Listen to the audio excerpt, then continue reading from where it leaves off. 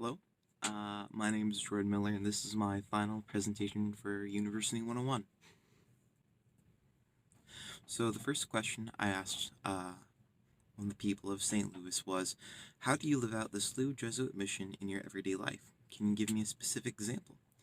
The way I think I live it out in my everyday life is just by trying my hardest in my classes so I can meet my goal to be a physicist, because I think if I can reach that goal, then I can give back through what I like to do, through technology, through whatever it may be.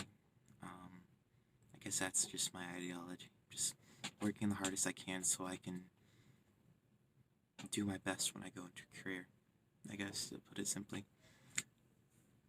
All right. The second question I asked a person of St. Louis was, what was the best tip for succeeding academically that you received while in college? For me, this definitely was just finding a study place that works for you. So my dorm room is it's messy. I play video games there. I watch TV shows there. I rest there. I do everything there. So studying there is hard because I'm just so easily distracted by all those things. So for me, I go to the fourth or fifth floor in the library, and all of those distractions are taken away, and it's a lot easier for me to focus and get my work done. That's where I'm doing this video now. It's where I do most of my work now, simply because of that. So yeah, just find a study place that works for you. It could be your dorm. It could uh, be outside in the park. It could be anywhere. Just find a place because you are going to be spending a lot of time working. Uh, Next is, what did you learn from extracurriculars during your time here in college?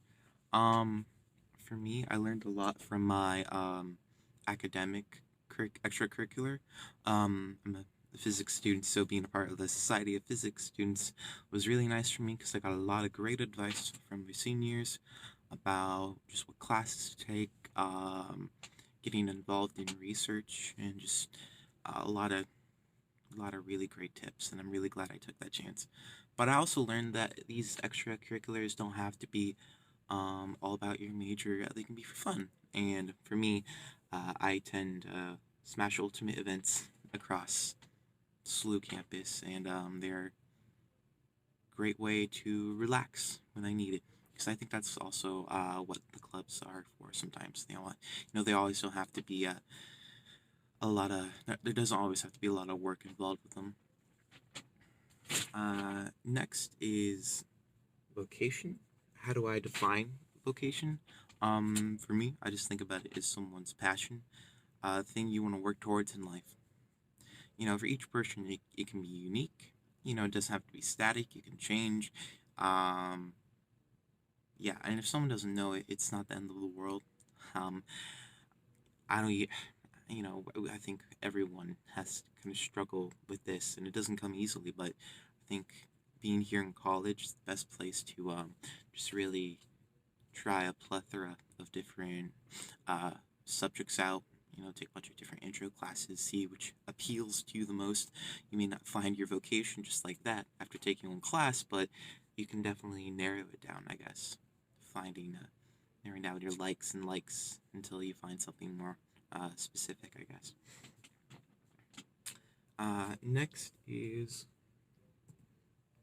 how can students go about learning about diversity and inclusion to be better social agents of change? I know on campus there are a lot of groups and events specifically uh,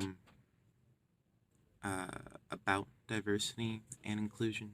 Here is just a screenshot from the SLU website of upcoming events that you can look and see if there are any events participating related to these, so you can learn more about it. Right now on the 20th there is a Atlas General meeting. I know that definitely has something to do with diversity. So I think, yeah, learning about it, you just have to be active and see what's going on and see how you can participate. I think that's just a great way to learn. For me in my service site when I was volunteering, I felt like I just became so knowledgeable about that subject when I volunteered, and that's also, I think, another really great way to learn more about diversity. But if all of that doesn't work, or if it doesn't work for your schedule, school's busy for everyone, um, I think uh, online resources can always be great. The problem is that online it has all the websites you want, and it also has all the websites you don't want. So sifting through those and finding the correct sources, I always look for things that are based off of facts and seem supported by evidence. But for people, it could be by a different specific author or uh, perhaps or just whatever you think to be trustworthy, because that can totally be different for each person based off of different criteria. And then finally, what does it mean to you to be a leader for social change? What knowledge and qualities does a leader for social change need?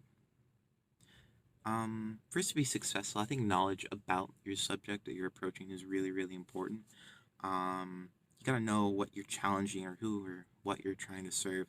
Because if you don't, sometimes it can actually become, detrimental if you don't know what you're doing.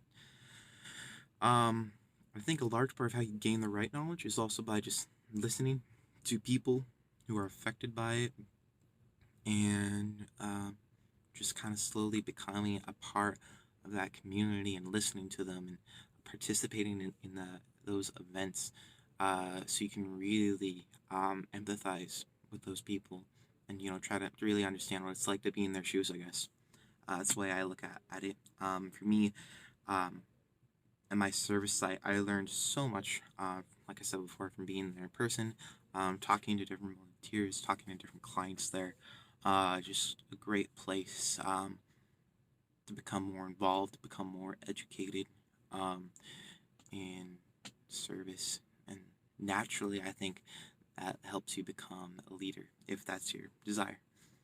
Um, yeah, that's it. Thank you.